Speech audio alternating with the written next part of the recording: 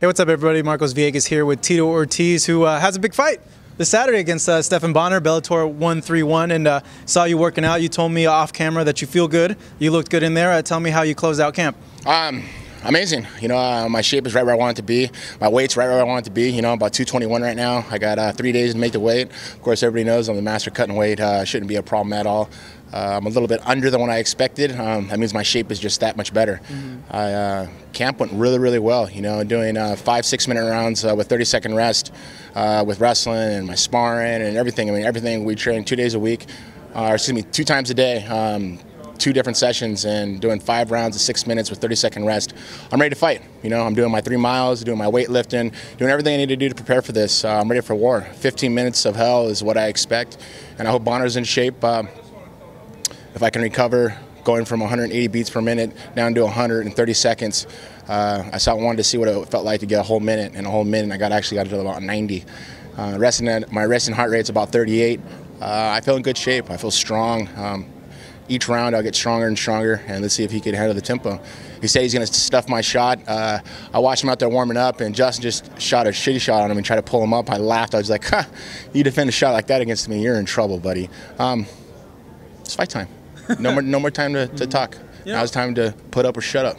Looking at some of the news bits that came out, it was a story that ran that you implanted a mole in his camp, and it got me kind of wondering about a few things. But first, how did this all come about? Like, well, why? First off, you pick Stephan, and then what gave you the idea to plant a mole in there? Well, The Art of War is one of my favorite books. Yeah. And you got to understand what you're doing when you go to war. Stephan said a lot of things about me a while back before I signed the Bellator contract. Started talking, saying my ex-girlfriend took all my money, and that's why I'm coming back to fight for Bellator, and I took that very personal. So when I signed with Bellator, I had to get an idea of how am I going to get Stephan into Bellator. Well, Dave Thomas signed him. Dave Thomas was a good friend of mine. Dave Thomas had really planned this all out, and this was a warm-up fight for me. As far as planting a mole, my mole was already planted when he hired Paul Herrera. I don't need to talk to Paul Herrera. Paul Herrera has never talked to me, but I know everything he does. Yeah. He showed me everything that he knows. What is he going to show everything that I know? You want to look at that, just watch my tapes, watch my fight tapes. That's what's going to happen. He knows what's going to happen. It's just a factor of, can he find a body similar to mine, as fast as mine, as strong as mine, to resemble what I do? No, there's no one in Las Vegas can do that. And I heard that he was hopping from camp to camp to camp. Guys that he wrestled with, yeah, there was a couple moles, people that trained with him that I know that told me. It's not the factor of cheating. This is not a sport to me. This fight is not a sport. This fight is I'm going to kick his ass. That's it. I don't care. Win, lose, or draw, I just want to hurt him. I want to go out there and I want to demolish his face. If it was cheating, this would be a sport to me. It would be sportsmanlike, and I would do that. No, this is something I just want to get back for him talking shit on my fans, talking shit on my family. My fans are my family. We talk shit on saying that the troops don't support me. After me going to Iraq 6 times and do what I do for Walter Weed to Bethesda, every all the charities I give back to. Come on, wearing army fatigues that I got in Iraq. You can't talk smack like that, man. That just, it pisses me off. It fueled my fire. And yeah, people say, oh, Tito, you're going to get too angry, you're not going to be able to compete. No. Everybody want to watch my fights. I fight on aggression. I fight on emotions. That's the way I fight. And he just built a fire it's a forest fire now. He's pouring gas on it. It keeps building. It's fight week now. Watch all his interviews. Watch how quiet he is. He realizes it's fight time. No more talking, no more barking. His feathers, his ruffles as big as they can, and all of a sudden they're starting to shrink. His brain's starting to shrink. When I told him, I remember we were going face-to-face in an interview, and he was saying, oh, I'm Tito, and this and that. I was like, yeah, cool. You're a sucker. You just took the hook, line, and sinker. He stopped and he thought about that. Art of war. You got to understand what war you're getting into before you get in it, and he doesn't even understand it.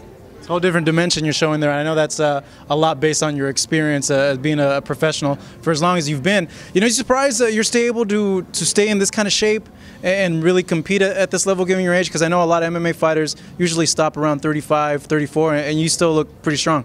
Well, I've been a huge fan of Randy Couture for a long time. When he was 40 years old, he won the world title. Yeah. I'm only 39. I'll be turning 40, but in my mind, I still feel like, I'm in my 20s. I feel like, yeah. I stopped partying. I think that's the biggest thing. I don't drink anymore. I think that was one of the biggest things, kind of deteriorating my muscles.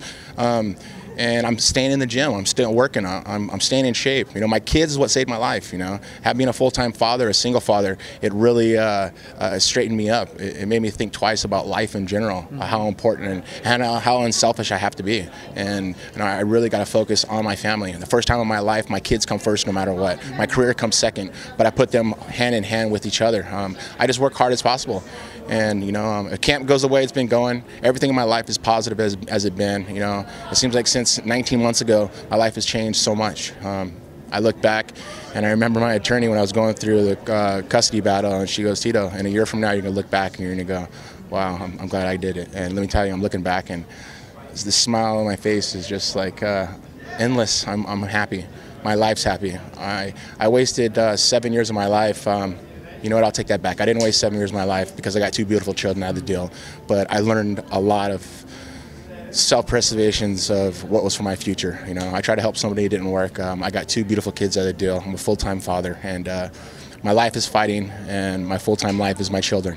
And I just want to show every single parent out there you can do it. You know, you can make it happen. You know, if you find a girlfriend or boyfriend that supports you, that loves your children the way you love them, you're lucky. And I'm lucky like that. You know, my girlfriend Amber is amazing. She has my back. It's just nice to come home and have someone support me and not have to worry about insecurities all the time. Having someone who's secure and has your back, it's life. And I'm a human. I'm human as every one of the people that are watching this. You know, I'm just an athlete, and I fight hard. And yeah, I have my book wide open. People could read me wherever they want. I say the way I feel. I don't hold anything back because I want people to learn and understand that I'm just like everybody else. I'm a normal person. I just work hard, and fighting is my game, and you know, I go out and give my heart and soul. I think that's why fans love me.